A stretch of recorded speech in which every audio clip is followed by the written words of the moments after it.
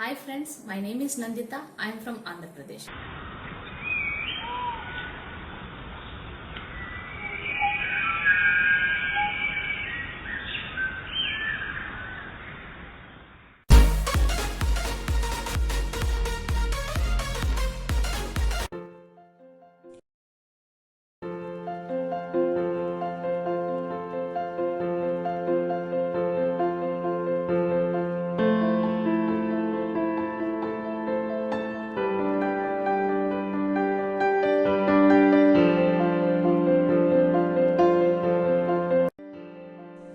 Children, do you want to know why plant cells need cell wall?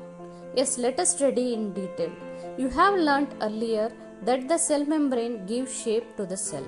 In addition to the cell membrane, there is an outer thick layer in cells of plants called cell wall.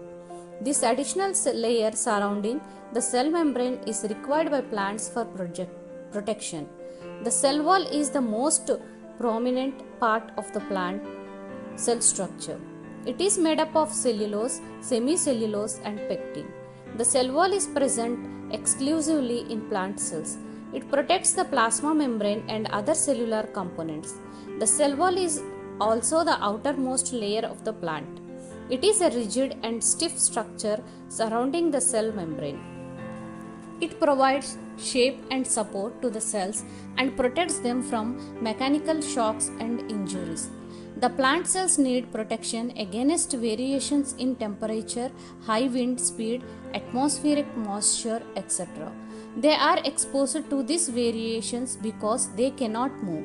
Cell can be absorbed in the leaf peel of Tradescantia, Elobia, or Rohio. You can prepare a slide in this case of onion. Now let us discuss about unique organelles in the plant cells. Cell wall. Cell wall is an extra layer of structural support and protection outside the cell membrane of the plants. The cell wall is made up of cellulose, a polymer type of sugars. The structure supported to the cell walls allow plants to grow to great heights like pine trees. Wood is made up of remaining cellulose fibers of cell wall after the death of matured xylem tissues of a woody plant. When Robert C. Hooke came up with the term cell in 1660s, he was actually looking at the dead plant cell. Cell wall is in a thin cutting of a cork. Vacuole. Vacuole is a membrane-bound organelle that contains a mass of fluid. Large central vacuole is only present in the plant cell. Vacuoles serve as the storage space for the plant cells. It can store a variety of nutrients like sugars, minerals, amino acids, nucleic acids, ions, and special chemicals that a cell might need to survive. Vacuole also functions as reservoir for the cell to store excess of water. The amount of water in the vacuole will determine the cell Tugger's pressure, the hydrostatic pressure against the cell wall. A dropping plant has lost much of its water and the vacuoles are shrinking. Plastids. Plastids are large membrane-bound organelles which contain pigment. Based on the type of pigment, plastids are three types. One is chloroplast. The chloroplast are double membranes bound organelles which usually vary in their shape from a disc shape to spherical, discoid, oval, and ribbon. They are present in mesophyll cells of leaves which store chloroplast and other carotenoid pigments. These pigments are responsible for trapping light energy for photosynthesis. The inner membrane encloses a space called the stroma.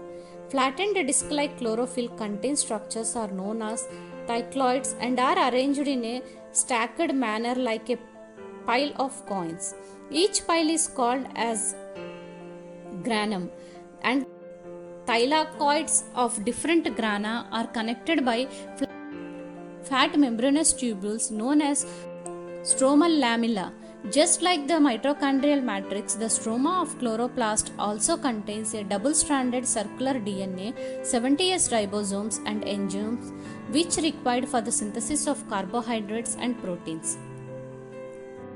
Chromoplast. The chromoplasts include fat soluble carotenoid pigments like xanthophyll, carotenoid, etc., which provide the plants with their characteristics colors yellow, orange, red, etc. Leucoplasts. Leucoplasts are colorless plastids which store nutrients. Amyloplasts store carbohydrates like starch in potatoes. Uroplasts store proteins and Eleuroplast stores oil and fats.